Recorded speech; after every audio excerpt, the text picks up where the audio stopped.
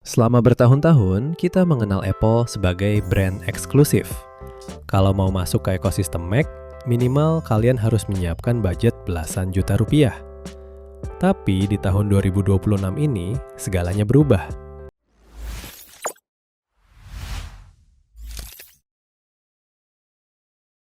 Apple merilis sesuatu yang tidak pernah kita duga sebelumnya, MacBook Neo. Sebuah laptop seharga $599 atau kalau masuk Indonesia sekitar 10 juta rupiah.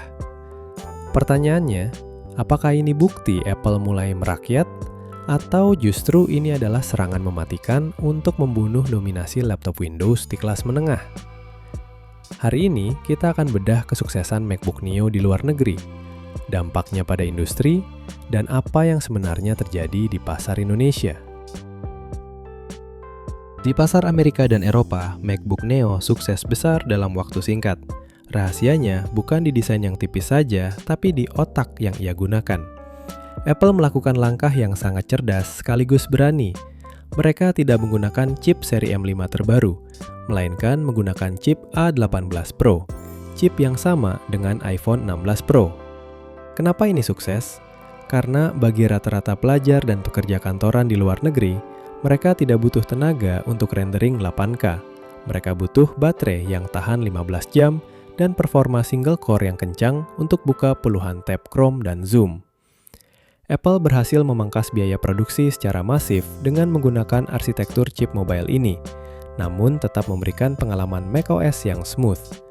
Hasilnya, di sektor pendidikan, MacBook Neo mulai menggeser dominasi Chromebook. Para mahasiswa di sana lebih memilih menambah sedikit budget untuk mendapatkan laptop aluminium yang gengsinya Apple daripada laptop plastik yang lambat. Kehadiran Neo menciptakan efek domino yang mengerikan bagi industri laptop.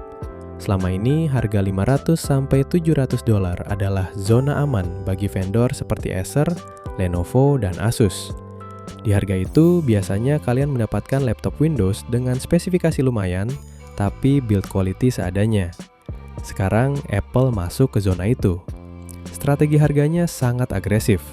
Dengan harga yang setara, konsumen dihadapkan pada pilihan sulit.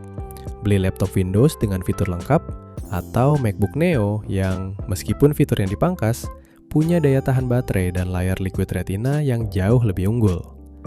Namun, Apple tidak memberi semuanya. Ada pengorbanan besar di sini. MacBook Neo tidak punya keyboard backlit, tidak ada MagSafe, dan trackpad-nya kembali ke desain lama yang belum mendukung Force Touch. Ini adalah cara Apple menjaga agar seri MacBook Air M5 tetap terlihat premium. Tapi bagi industri, ini adalah standar baru. Vendor laptop Windows kini dipaksa memutar otak. Bagaimana caranya membuat laptop murah yang tidak terasa murah demi bisa bersaing dengan Neo? Bagaimana dengan Indonesia?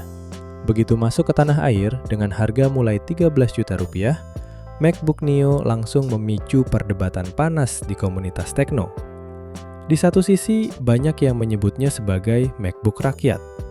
Akhirnya, mahasiswa kita punya pilihan harga di 10 jutaan tanpa harus melirik barang bekas. Tapi, pasar Indonesia itu unik. Kita adalah konsumen yang sangat kritis soal fitur. Banyak netizen yang protes.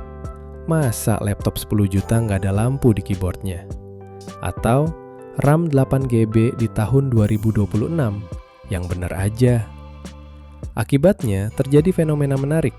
Penjualan MacBook Neo memang tinggi, tapi ia juga mendorong orang untuk melirik MacBook Air M2 yang harganya sudah turun di angka yang mirip, atau MacBook Air M1 dengan harga lebih murah. Konsumen Indonesia cenderung memilih unit yang lebih lengkap, meskipun teknologinya sedikit lebih lama.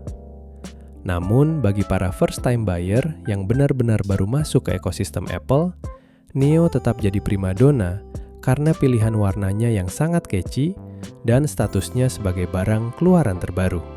Kesimpulannya, MacBook Neo bukan sekedar laptop murah. Ini adalah senjata Apple untuk menguasai pasar volume dan menarik orang sebanyak mungkin ke dalam ekosistem mereka. Di luar negeri, ia sukses karena efisiensinya. Di industri, ia sukses karena memaksa kompetitor turun harga. Dan di Indonesia, ia menjadi standar baru laptop entry-level mewah. Jadi, kalau kalian punya budget 10 juta, Apakah kalian bakal tim MacBook Neo dengan segala keterbatasannya, atau tetap setia dengan laptop Windows yang fiturnya lebih lengkap? Tulis pendapat kalian di kolom komentar. Jangan lupa subscribe untuk update tekno lainnya. Tekno Trik ID, sampai jumpa di video berikutnya.